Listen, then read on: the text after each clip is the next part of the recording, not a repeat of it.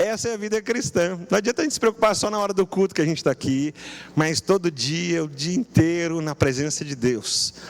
E eu quero falar hoje com você sobre o Natal. Você fala, mas pastor, o Natal já passou. É verdade, o Natal já passou. Graças a Deus, comemoramos o Natal, foi lindo. Também fiquei muito satisfeito com tudo que a gente celebrou. E lembro então que a gente vai continuar celebrando aí nossas festas de fim de ano. Então, terça-feira, dia 31, teremos aqui o culto da virada, começa às 10 da noite. Você pode trazer alguma coisa aí, um prato salgado, doce, um refri, um suco, um chá, e a gente faz o culto, meia-noite a gente termina, e aí desce para a gente comer juntos e conversar. Tranquilo, né? Sem hora para acabar, tranquilos. E só precisa deixar o seu nome para a Cláudia, para a gente saber quantas pessoas virão, né? E para mim é muito bom celebrar juntos aqui. Mas eu estou falando do Natal porque geralmente a gente estuda os textos bíblicos do Natal até o nascimento de Jesus. E a gente passa até um pouquinho, porque a gente fala dos magos que vieram do Oriente. E a gente já viu que os magos que vêm do Oriente não chegam exatamente no dia ou naquele tempo em que Jesus nasceu. Porque quando Jesus nasce, aparece a estrela, e eles vêm seguindo essa estrela, e quando eles chegam, Jesus não está mais na estrebaria, nem deitado na manjedoura, mas ele já está numa casa. E o problema disso é que os magos vão falar com Herodes. E a estrela está apontando lá para Belém, mas eles param o caminho e falam assim, mas é um rei que vai nascer. Olha, todo o entendimento, as profecias, aquilo que eles estudaram, vindo de longe, de um outro lugar que não tem nada a ver com Israel, aponta, é um grande rei. E aí eles vão, e quando eles falam, já que é um rei, vamos desviar desse caminho aqui, vamos lá para Jerusalém, que é onde fica o rei de Israel, que naquela época era o tal do Herodes. Herodes era um homem muito cruel, amava se impor para as pessoas. E aqui é um grande problema, né? Porque a gente conhece muito do caráter das pessoas quando você dá poder para elas, né? Então, se você dá condições da pessoa fazer o que ela quiser, aí você conhece o caráter dessa pessoa. E Herodes era um homem muito cruel, mas ele tinha necessidade de estima, de atenção, de ser reconhecido. E uma das coisas que ele faz para deixar o seu legado é construir o seu palácio, a sua casa de verão lá em Massada, mas também reformar o templo dos judeus. E deixaram um templo ali, uma obra muito grande, impressionante, porque depois que o templo lá de Salomão tinha sido destruído, o templo que foi construído na época de Esdras, ali por Zorobabel, foi um templo mais simples. E Herodes dá aquela repaginada, aquela atualizada, deixa aquele templo lindo, ele aumenta a plataforma onde o templo tinha sido construído, aquilo ficou espetacular. Você lembra daquela passagem que os discípulos falam para Jesus, Jesus, olha essa obra, né? Olha aqui que linda essa construção, né? Eles estão impressionados. E é isso que Herodes faz para ganhar o povo, porque Herodes nem era judeu, mas ele estava ali como rei dos judeus, já que o Império Romano que dominava tudo, o Império Romano colocou Herodes para cuidar daquilo. E os magos então foram até Herodes. Herodes ficou muito bravo com essa situação, porque ele fica sabendo que tem um rei que nasceu, que é reconhecido até pelas pessoas de fora, e as profecias falam desse rei, mas não era o filho dele. E ele já pensa, esse menino vai crescer e vai me dar trabalho. As pessoas vão começar a seguir esse rei das profecias e vão deixar de me seguir, vão desrespeitar a minha autoridade. Então é a hora que ele toma algumas decisões. Lembra que ele fala para os magos, vão lá então, vejam e voltem aqui para me dizer onde que ele está, que eu quero adorar também. Ele é, claro, é muito esperto. Ele queria aproveitar essa situação. Os magos, entendendo que isso era a jogada dele, nem voltam para lá. Foram avisados, nem voltam para lá. O rei fica mais bravo ainda e ele toma uma decisão. Como eu não sei, então, quem é esse rei, não sei onde ele está, mas pelo tempo que os magos disseram que a estrela apareceu, então calcula-se que esse menino deve ter entre 1 ano e 2 anos de idade. Olha aí. Deve ter mais ou menos 1 ano. Então o que ele fez? Mandou matar todos os meninos que nasceram próximos daquela data da estrela. Então as crianças que tinham até 2 anos de idade. Imagina a situação daquela região de Belém, onde todas as mamães viram os seus filhos serem mortos. Crianças que nasceram, que tinham até 2 anos de idade. Essas são as ordens do rei. E é isso que está acontecendo. Já que essa ordem do rei vai vir pelos seus ciúmes, pela sua inveja, pela sua falta de credulidade, Deus proporciona um plano. E é esse plano então que a gente vai ler, continuando então a história do Natal. Já passou o Natal, Jesus já nasceu, tudo certo, graças a Deus, mas vamos continuar vendo essa história então. Em Mateus capítulo 2, e nós vamos ler a partir do versículo 13. O que aconteceu depois que os magos partiram de lá. Então os magos partem daquela região, saem de lá, e aí é uma página antes. Vitão, uma página antes, aí, porque aí é o finalzinho do versículo 13. Isso. Eu vou ler aqui a partir do 13 até o último versículo, pode acompanhar no telão, pode acompanhar na sua Bíblia, diz assim: Depois que partiram, um anjo do Senhor apareceu a José em sonho e disse-lhe: Levante-se, tome o menino e sua mãe e fuja para o Egito. Fique lá até que eu lhe diga, pois Herodes vai procurar o menino para matá-lo. Então ele se levantou, tomou o menino e sua mãe durante a noite e partiu para o Egito, onde ficou até a morte de Herodes. E assim se cumpriu o que o Senhor tinha dito pelo profeta: do Egito chamei o meu filho.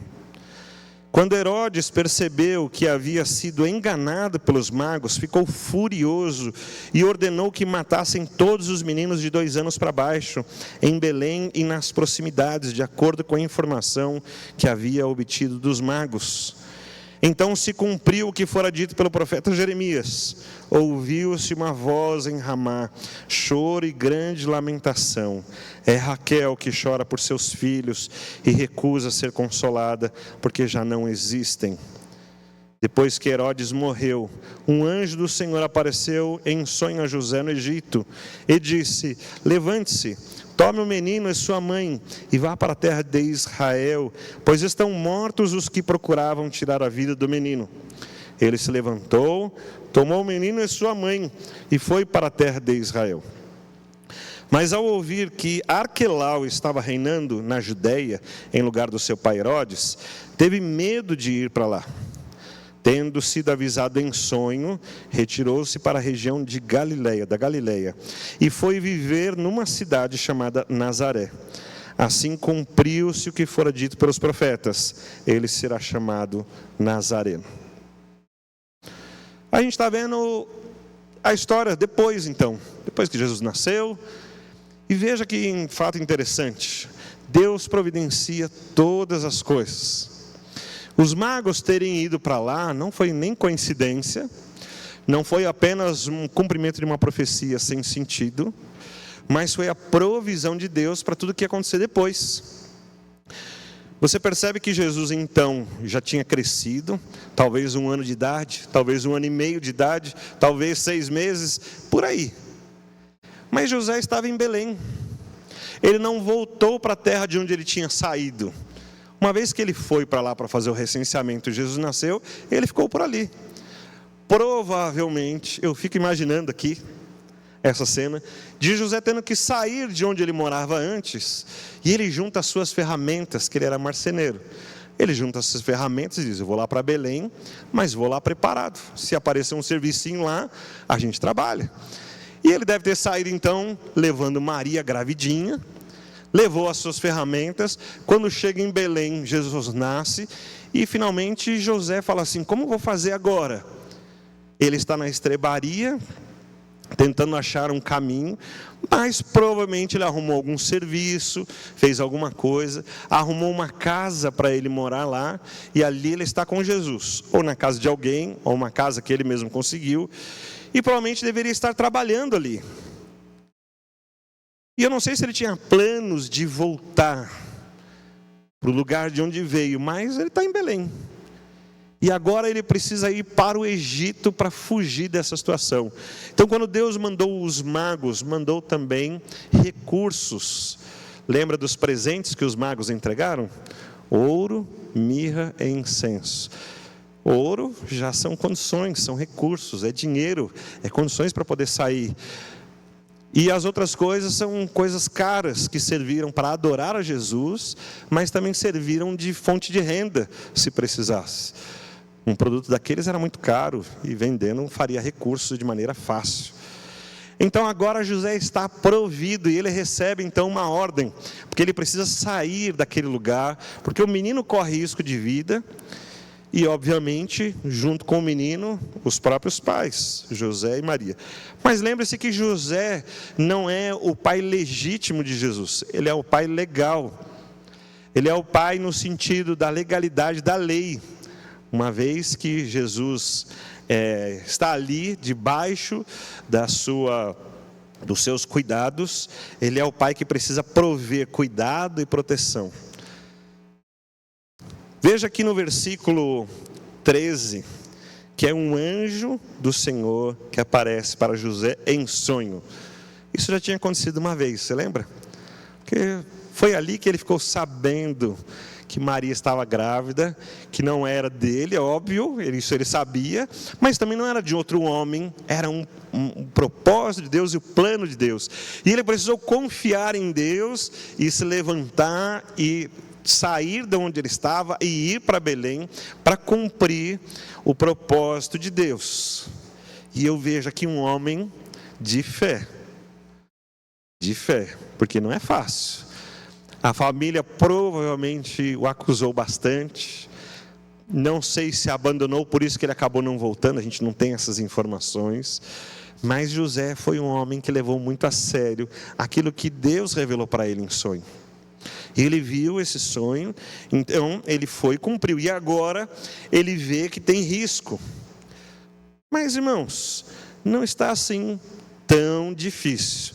Agora ele tem recursos, ele está indo para o Egito, que não é um lugar bom para ele, mas ele está vendo a situação, está ouvindo as histórias do rei, dos propósitos do rei de matar as crianças. Então ele junta as suas coisas e vai embora. Como eu disse, se realmente ele fez aquilo de levar as suas ferramentas, lá está ele agora indo para o Egito e fala assim: vamos tentar a vida lá no Egito um pouco, até que isso se resolva. E ele vai com recursos, vai com o seu trabalho, e ele viu esse anjo em sonho. José obedece. Aqui é uma coisa muito importante, irmãos. São duas palavras que andam juntas: obediência e fé. Não existe fé de verdade se você não obedece aquele propósito, aquela pessoa. Você não acredita. Se você não acredita, você não obedece. E se você não quer obedecer, é porque realmente você não acredita. Uma coisa está ligada à outra. E o que José faz é obedecer. Mas até então, como eu disse, não é assim tão complicado. É juntar as coisas, fazer sua mudança, ir para um outro território que não é o território de Israel. Essas coisas são difíceis, sim. Mas ele está saindo de uma situação que pode ser muito ruim. Então ele junta e sai, ele tem recursos, tá bom. Ele sai. E agora então ele caminha para esse lugar, para essa situação de estar lá no Egito e de acompanhar tudo que está acontecendo lá na sua terra. Ele vai para lá. E o texto continua dizendo que o Herodes, então furioso, manda matar as crianças. E agora a notícia se espalha. Novamente Herodes mostrando a sua crueldade. Novamente porque a história contada, por exemplo, por Flávio Josefo, que é um historiador da época, que viveu naquela época, ele conta várias atrocidades de Herodes. Mas não é apenas isso. O versículo 17 e 18 mostram para a gente que isso era uma profecia que foi dada por Jeremias, que está no capítulo 31, verso 15. E o texto é muito parecido com o que está aqui, então, no versículo 15, que é quando diz que é assim que aconteceria. Cumpriu o que havia dito pelo profeta. E você vai ver então a situação que Herodes está no versículo 18, que é o que havia sido dito pelo profeta Jeremias. Ouviu-se uma voz em Ramá, choro e grande lamentação. É Raquel. Por que ele usa Raquel? Porque Raquel é de quem descendem todos os filhos de Jacó. E Jacó, Deus mudou o nome dele para Israel. Então todo o povo de Israel vem de Raquel. Por isso é Raquel que chora pelos seus filhos. É uma figura de linguagem para mostrar o choro de todas as mães sendo representadas por Raquel. E o texto ainda diz que a atrocidade é tão grande que ela se recusa a ser consolada. Não dá apenas para dizer assim, que pena, né? É triste, mas a vida continua. Não, ela está sofrendo, todas aquelas mães sofrem, o povo de Israel sofre, mas isso foi dito pelo profeta Jeremias. Mas eu queria fazer uma avaliação muito honesta com você. Queria que você pensasse um pouquinho. Se Deus está dizendo pelo profeta Jeremias, muitos anos antes, que isso aconteceria, que haveria sofrimento e tristeza, por causa de um homem chamado Herodes, Deus não podia ter feito alguma coisa diferente? Deus não podia ter terminado a vida de Herodes antes, por exemplo? Sabe uma coisa muito interessante que é comum a gente fazer? É entrar nesses pensamentos e a gente ir indo nesses pensamentos até chegar ao ponto que a gente fala assim, Deus podia ter feito diferente. E aí a reação normal do nosso sentimento, do nosso coração, que sentimento a gente não controla, a gente controla o nosso raciocínio, onde eu quero pensar, o que eu quero fazer, a gente controla as nossas decisões, mas o sentimento a gente não controla, é o que a gente sente, baseado naquilo que a gente está vivendo, naquilo que a gente está pensando. E o que a gente acaba fazendo é estabelecendo uma culpa para Deus. Mas vamos pensar um pouco. A culpa daquelas crianças morrerem não é de Deus, é de um homem cruel que não percebeu que Deus estava escrevendo a história. E Deus já tinha predito isso. E isso faz com que os planos de Deus sejam cumpridos em todos os sentidos. Tanto daquilo que seria a salvação de Cristo, de ir para o Egito, a salvação do povo e a necessidade do povo olhar para Deus e depender de Deus.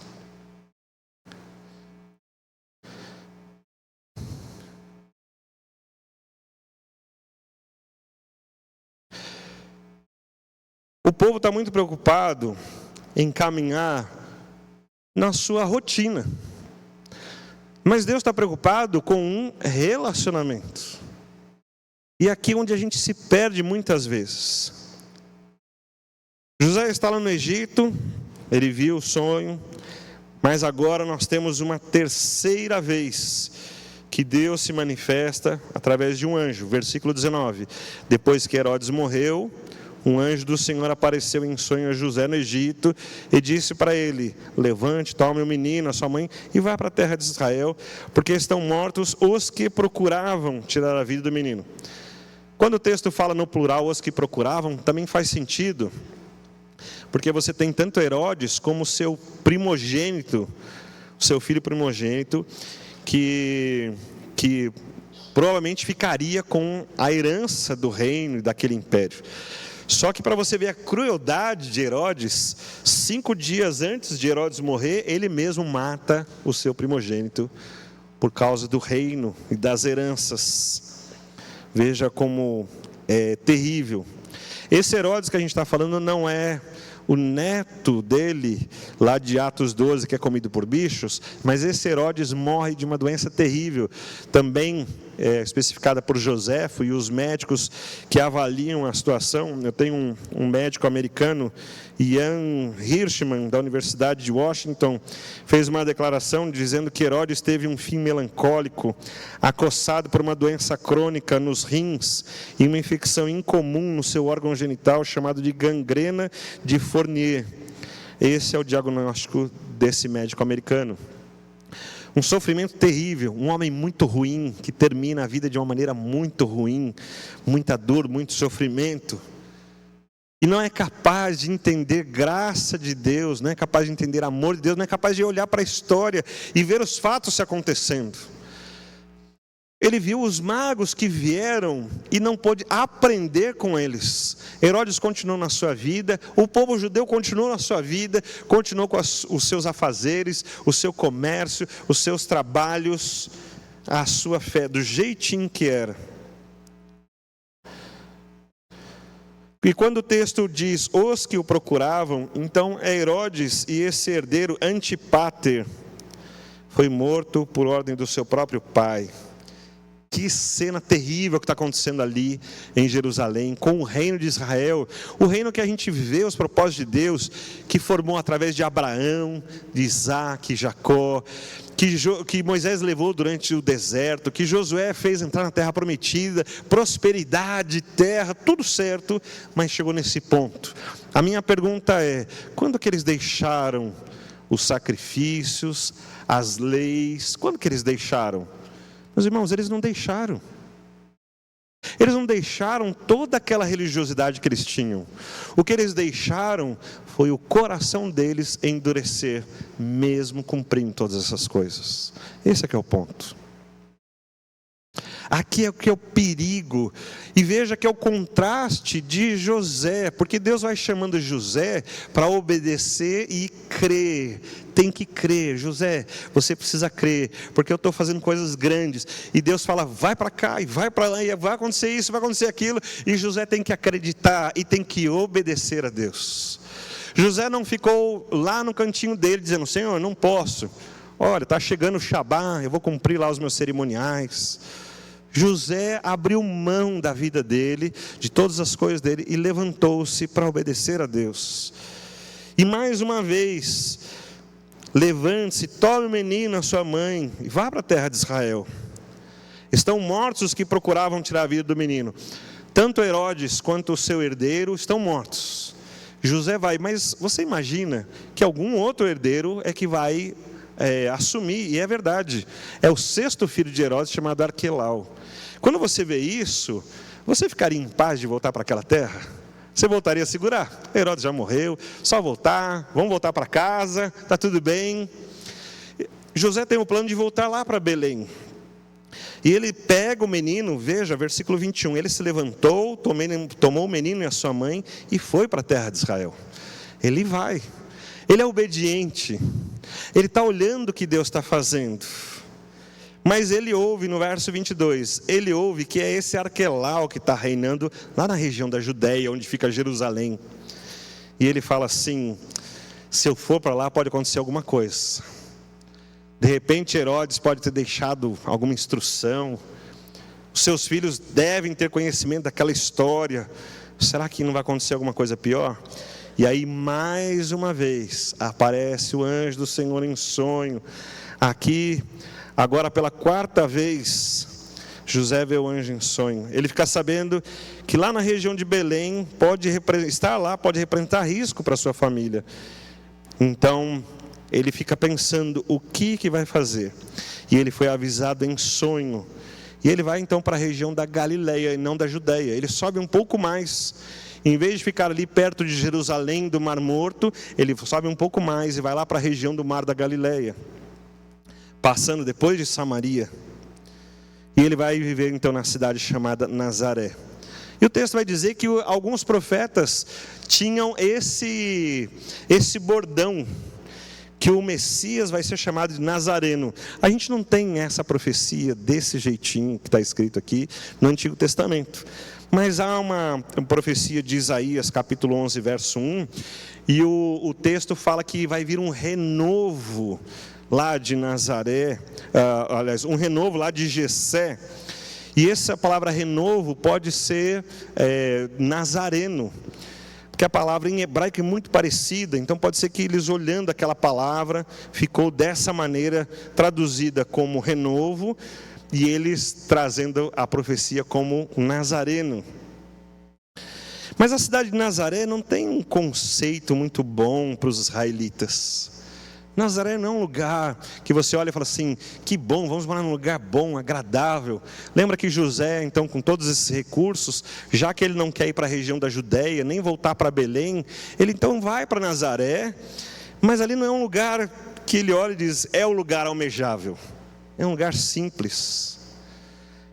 É um lugar que, por exemplo, Natanael vai perguntar, pode vir alguma coisa boa de Nazaré? E Filipe que vai dizer para ele assim, vamos lá ver. Porque Natanael já não estava acreditando em Jesus só por ser de Nazaré. Mas alguns profetas interpretavam que o Messias seria chamado de Nazareno. E lá naquela cruz, o título dele é que ele era Nazareno. O símbolo de humildade que Jesus levou durante toda a sua vida veio de Nazaré, um lugar simples. Mas ele também veio do Egito, o lugar onde o povo sofreu, mas onde Deus trouxe libertação.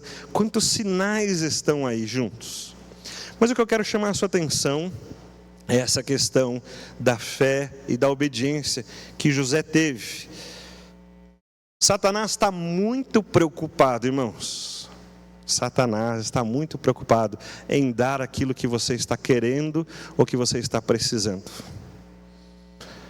E quando ele dá para você, e você confia nele, você obedece a Satanás, é isso que ele queria, porque agora ele pode tirar tudo de você, deixar você desamparado e completamente longe de Deus. Satanás trabalha para isso. Mas Deus não. Deus, às vezes, você que pensa, Deus quer tirar de mim. Porque José teve que deixar a cidade dele uma vez. Depois ele se estabeleceu em Belém, tem que deixar de novo. E agora vai parar no Egito, é uma terra que nem era a terra dele. E quando ele está no Egito, ele tem que voltar para um lugar que ele tem medo. E alguém pode dizer, como Deus não está cuidando das coisas. Herodes deu ao povo judeu aquele templo maravilhoso, que eles se orgulhavam muito. Herodes deu para eles, mas tirou os seus filhos. É isso que o diabo faz. E eu queria que você se lembrasse que há um Deus que ama tanto a gente, que mesmo não parecendo, quando a gente crê e obedece, é ali que estamos sendo tratados, amados por Deus, cuidados por Ele. Jesus, quando fala da nossa vida, ele diz que seguir a Jesus é perder a sua vida. Quem quiser me seguir vai perder a sua vida, mas aquele que perder a sua vida realmente vai ganhá-la. É isso que Jesus ensina e a maioria das pessoas não entendem, porque elas entendem que ganhar alguma coisa é sair do sofrimento, é sair da tristeza, sair das dificuldades, das perseguições. É só assim que a gente entende, porque é assim que a vida nossa, concebido no pecado, é assim que essa vida leva a gente. E o mundo caminha para isso. As decisões políticas, enquanto eram tomadas, lembrando que há um referencial sobrenatural, traziam paz para o povo, ainda que tivesse o seu peso. Mas quando as decisões políticas e ideológicas, sociais, são tomadas pensando apenas em trazer a segurança e o bem-estar para aquele momento dos sentimentos das pessoas, então isso traz todos os seus malefícios e todas as consequências de uma vida distante de Deus, que não baseou-se nem no divino, nem no sobrenatural de Deus, mas baseou-se apenas naquilo que o corpo pede, que leva-nos a andar cada vez mais longe de Deus. Por isso, quando a gente fala, irmãos, vamos fazer um dia de jejum e oração, o corpo da gente já fala assim, não, melhor não, aí é difícil, hein? Né? Olha... Quando a gente fala assim, irmãos, vamos fazer uma noite de vigília, vamos passar um tempo orando aqui. Ah, pastor, mas eu trabalho durante a semana, tenho muitas obrigações. Passar uma noite aqui é muito difícil, não é? Mas a gente fez durante esse ano vários encontros bons. A gente queria fazer algumas programações de sábado, difícil, porque sábado tem aniversário de família. É o único dia que sobra para a gente dar aquela arrumada na casa, né? Porque domingo a gente está aqui. Durante a semana a gente está trabalhando, tem gente que está trabalhando e estudando. Eu sei que é difícil, irmãos. Mas é interessante como a gente prioriza algumas coisas. Os judeus também priorizaram e eles acharam que estavam certos. Herodes também priorizou e ele achou que estava certo. Ele falou, se eu tenho essa posição, é porque Deus ou a divindade me colocou aqui. Eu sou o rei dos judeus. E ele se achava então um homem quase que divino. Foi Deus que me deu essa posição. Então tudo que ele faz como se fizesse em nome de Deus. E olha as atrocidades que ele está fazendo. E é muito bom a gente lembrar que Jesus se mantém humilde sempre. Nasce de uma mulher como todo homem nasce.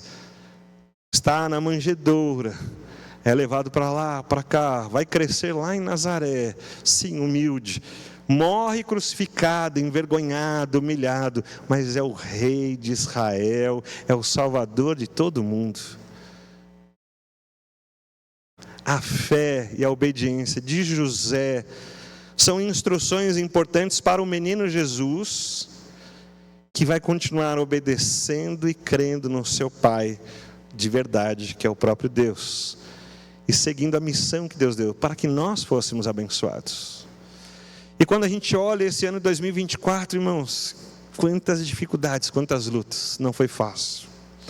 Algumas delas eu tenho certeza que você também pensou, Deus, como é que a gente chegou nessa situação? Eu tenho certeza que algumas das dificuldades que você passou, você chorou diante de Deus. Falou, Deus, não está certo isso. Por que isso está acontecendo comigo? Algumas das lutas que você passou, você fez uma reflexão. Será que eu mereço passar por tudo isso? Aonde foi que eu errei? É natural da gente passar por essas situações, essas avaliações. Mas mesmo que nem eu, nem você tenhamos sido as pessoas mais obedientes e fiéis ao Senhor, ainda assim a graça de Jesus esteve sobre nós. Nos trouxe até o dia de hoje, nos deu várias das vitórias, nos trouxe aqui para a gente continuar sonhando e tendo esperanças. E a gente, se continuarmos maduros no Senhor e reconhecendo a voz de Deus, como José, que via o anjo do Senhor falando, e aí quando ele acorda, é um sonho ou foi Deus mesmo que falou? Mas ele sabia o que Deus queria, ele confiou.